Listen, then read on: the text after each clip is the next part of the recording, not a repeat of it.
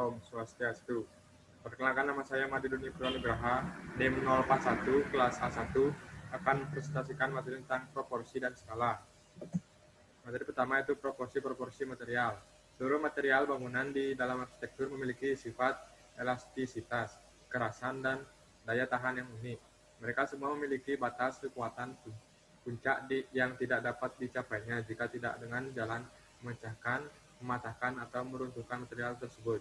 Karena tekanan-tekanan di dalam material yang berasal dari gaya gravitasi akan bertambah sejalan dengan ukurannya, maka seluruh material pun memiliki dimensi-dimensi rasional puncak yang tidak dapat dilebihinya. Proporsi struktural.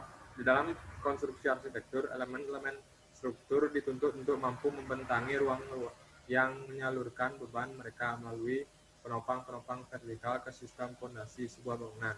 Ukuran dan proporsi elemen-elemen ini terkait secara langsung dengan tugas-tugas struktural yang diembannya, dan oleh karenanya dapat menjadi indikator visual akan ukuran dan skala ruang yang dibantu ditutupinya. Nomor 3, ada proporsi pabrikan. Banyak unsur arsitektur yang diukur dan dibuat perbandingannya tidak hanya berdasarkan sifat-sifat serta fungsi strukturalnya saja, tapi juga oleh proses pembuatannya. Karena unsur-unsur ini dibuat secara massal di dalam pabrik, mereka memiliki ukuran-ukuran dan proporsi standar yang dikenakan padanya oleh para produsen perorangan maupun standar-standar industri. Sistem-sistem proporsi. Jenis-jenis proporsi yaitu ada aritmetis, geometris, dan harmonis. Teori-teori proporsi.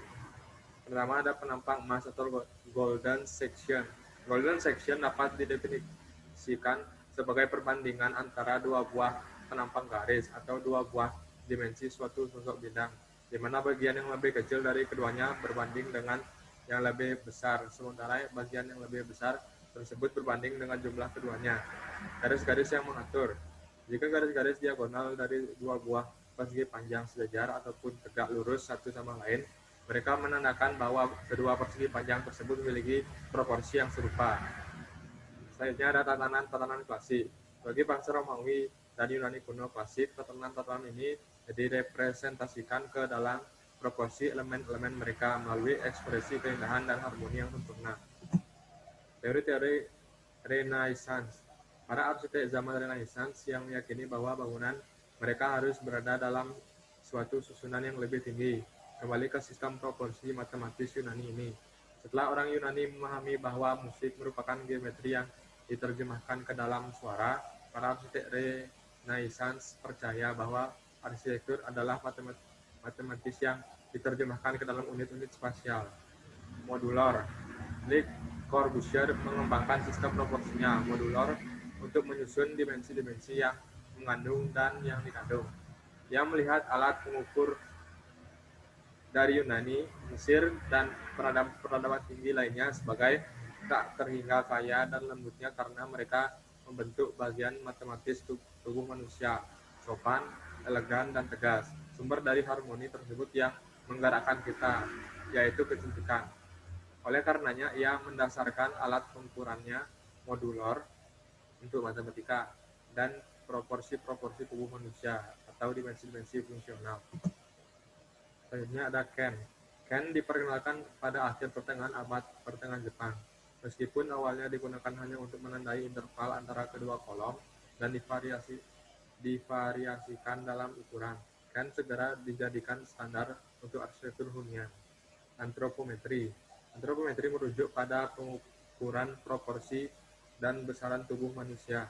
Kesulitan proporsi antropometri ini adalah sifat data yang dibutuhkan untuk kegunaannya. Misalnya dimensi-dimensi yang diberikan di sini adalah milimeter adalah pengukuran rata-rata dan hanya sebagai panduan yang harus dimodifikasikan untuk memuaskan kebutuhan pengguna khusus. Skala. Jenis-jenis skala yaitu ada skala visual, yaitu merujuk tidak kepada dimensi aktual suatu benda, tapi lebih kepada seberapa kecil atau besar suatu tampak berkaitan dengan ukuran normalnya atau pada ukuran benda lain di dalam lingkungannya. Skala manusia, yaitu skala dalam arsitektur yang didasarkan pada dimensi dan proporsi tubuh manusia. Selanjutnya ada perbandingan skala, yaitu persepsi kita mengenai seberapa besar suatu benda atau suatu tempat adalah selalu relatif terhadap lingkungan dan ukuran yang biasa kita rasakan. Sekian presentasi dari saya. Terima kasih. Om Santi Santi.